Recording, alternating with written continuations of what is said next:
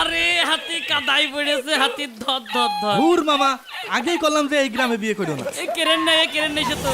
এই রাস্তাটা ঠিক না করতে পারলি আমার মেয়ের বিয়ে হচ্ছে না। তোর মেয়ের বিয়ে হচ্ছে না তা আমি কি কর? শালা ফকিন্নি, তুই আমার হুকুম বাদে আমার জমিতে তুই মাটি ফেলছিস কেন? কি ব্যাপার, থামলেন কেন? সামনে যাবেন না? গাড়ি নিয়ে যাওয়া যাবে না এই কাদার মধ্যে। যাবেন না মানে 5,000 টাকা ভাড়া দিছি এমনি এমনি নাকি? পারলেই নেমে যাও। আরে আরে দুলু ভাই, আসসালামু আলাইকুম। আসেন আসেন, নামেন। বাবাজি নামেন গো। বাহ চাচা, তোমার জামাই তো ছোটখাটো একটা হাতির বাচ্চা, সুকিছে আটতি বাচ্চা না। এই থাম, আসেন। আর এখানে নামবো, পাগল হয়েছেন নাকি? এই সামনে একটু কাদা আছে তো, এইটুক পথ হেঁটেই যেতে হবে। তাও কত পথ? এই 10 মিনিট হাঁটলেই পৌঁছাই যাবানে। 10 মিনিট, তার মানে 2 কিলোমিটার রাস্তা। মামা, এ কোন ভর গ্রামে বিয়ে করেছো? তোমার শাওরির কাছে যে যাবো সেই সুযোগটাও তো নেই। আসেন দুলু ভাই, নামেন। বাবাজি একটু দুলু ভাই, সাবধানে সাবধানে, দেখে সাবধানে। শুনে পা দিন। হ্যাঁ। দাঁড়ান আব্বাজান, আপনার এই গ্রামে কি ভ্যান রিক্সা কিছুই নেই? ভ্যান রিক্সা তো আছেই। আপনার যে দেহ টানতে চায় না কেহ। দেখেন, আপনি কিন্তু আমাকে রীতিমতো ইনসাল্ট করতেছেন। আমি কিন্তু আপনাদের গ্রামের জামাই। আরে হাতি কাদাই পড়েছে, হাতির ধর ধর ধর। দূর মামা, আগেই করলাম যে এই গ্রামে বিয়ে করো না। এই কেরেন নাই সে তো। আহা দুলু ভাই, নতুন শেরওয়ানিটা কি হইলো? আরে বাবাজি একটু দেখে পা দিবা না? আসলে গ্রামে বিয়ে করেছে, এই গ্রামের মানুষ একটাও মানুষ না। এই রাস্তাঘাটের কি অবস্থা? এই এলাকায় কেউ বিয়ে করে? আপনি 2 দিন সময় দিলাম, এই 2 দিনের মধ্যে যদি রাস্তা ঠিক করতে পারেন তাহলে বিয়ে করব, না হলে বিয়েই করব না। এমন ভর গ্রামে বিয়ে করতে আইছি। আরে এই আরে গ্রামে হাতি কেউ বিয়ে আমার করে? পড়েছে। চলো মামা চলো, ওঠো। ভাই, কাহিনী তো একটা ঘটে গিয়েছে, শুনেছেন নাকি? কি হয়েছে? ওই সবদুল চাচার আজকে মেয়ের বিয়ে ছিল না, সে মনে করেন জামাই তো না, ছোটখাটো একটা হাতির বাচ্চা। কাদার ভিতর দিয়ে জাতি যেয়ে পড়িয়ে সে ন্যাস্টিক ফ্যাস্টিক অবস্থা, বিয়ে না করে চলে গিয়েছে। আরে তা নাই হলো, তে তুই কি এলাকার কোনো খোঁজ খবর রাখিস? কি ভাই? সবদুলির মেয়ের বিয়ে হচ্ছে না, ওই জন্য ও আমার জমিতে মাটি ফেলছে। ওর মেয়ের বিয়ে হয় হোক না হয় না হোক, ও আপনার জমিতে মাটি ফেলবে কা? জমি কি ওর বাপের জমি নাকি? আরে এই প্রশ্ন আমি তোর করব, তুই উল্টা আমার প্রশ্ন করছিস কেন? চলেন দিন ভাই, আমি বুঝতে পারছি, ওর মেয়ের বিয়েতে ছিলাম তো, চলেন। চল তো যে দেখি, ওর এত বড় সাহস, ও আমার জমির উপর দিয়ে রাস্তা করে। কাষ্টে সত্তরের জমি মাটি ফেললি কি যে বলে, আবার 2 দিনের মধ্যে মাটি ফেলতে না পারলি মেয়েটার বিয়েও ভেঙে যেতে পারে।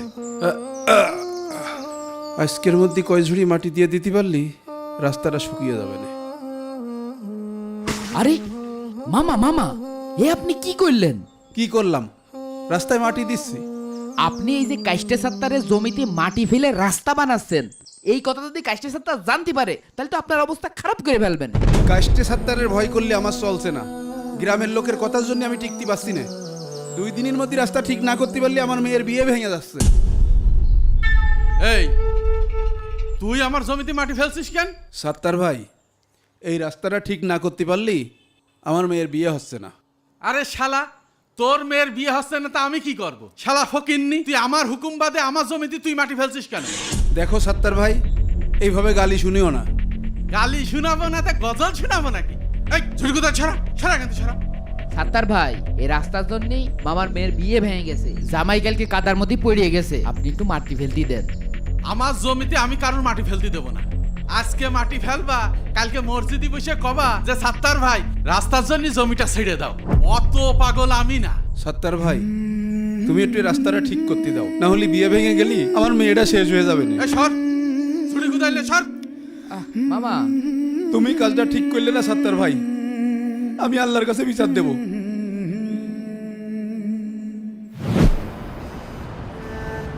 হ্যাঁ আসছি, হ্যাঁ তাড়াতাড়ি আসছি। ওকে।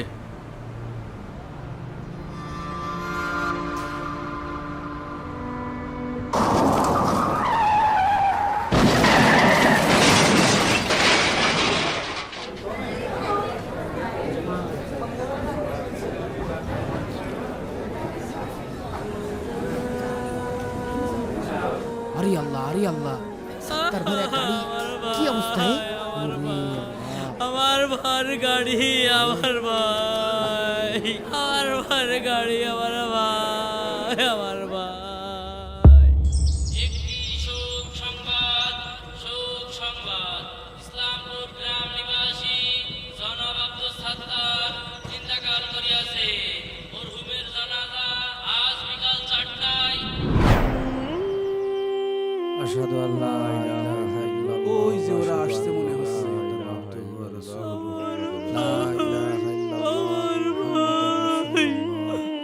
এ কি এই জায়গাটায় বাঁশ বাইনলো কিডা? কেন বাস বেইলো কিটা? আমার ভাইয়ের লাশ দেবো কমিন দিয়ে। এই দাঁড়ান দাঁড়ান দাঁড়ান, এই লাশ আমি আমার জায়গার উপর দিয়ে জাতি দেবো না। কাঁধে লাশ নিয়ে দাঁড়িয়ে থাকা যায় নাকি? ঘাড় লেগে যাচ্ছে না? না, কিছুতেই না। যেই লোক আমার মেয়ের এত বড় সর্বনাশ করলো, তার লাশ আমি আমার জমির উপর দিয়ে কিছুতেই যেতে দেবো না। মামা, মৃত মানুষের সাথে এইরকম ব্যবহার করা এটা কি ঠিক? আপনার কি নাম আইকেল বোধ? এটা তো অন্যায়। এই সাত্তারের রাস্তা না দেওয়ার কারণে আমার মেয়ের বিয়ে ভেঙে গেছে, আমার মেয়ে আত্মহত্যা করেছে। সেই অন্যায়ের কাছে এই অন্যায় তো কিছু না। চাচা, তোমার মনের অবস্থা কি তা আমি জানি। তোমার মনের উপর দিয়ে ঝড় বেয়ে যাচ্ছে, কিন্তু সাত্তার ভাই তো এখন আর বেঁচে নেই। তার দাফন কাফন করে তার জন্য দোয়া করা উচিত। ও নেই তাই বলে কি ওর পাপ মুছে গেছে? সেই দিন যদি ও রাস্তা দিত, তাহলে আমার মেয়েটা আজ আত্মহত্যা করতো না, আর গ্রামের লোক আমার অপমান করতো না। মামা, সে তো আমাদের প্রতিবেশী, আপনার কষ্ট আমরা বুঝি। এখন তো সাত্তার ভাই মারা গেছে, এখন কি আপনি তার সাথে প্রতিশোধ নেবেন? চাচা, তোমার রাগ হওয়াটাই স্বাভাবিক। তাই বলে এইভাবে লাশ আটকায় দিবা, গ্রাম শুদ্ধ লোকে কি কবে নে? এই লাশ আটকানো আমার উদ্দেশ্য ছিল না।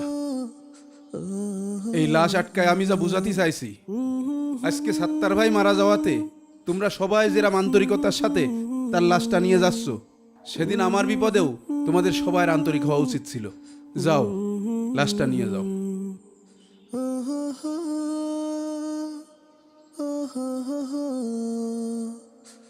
oh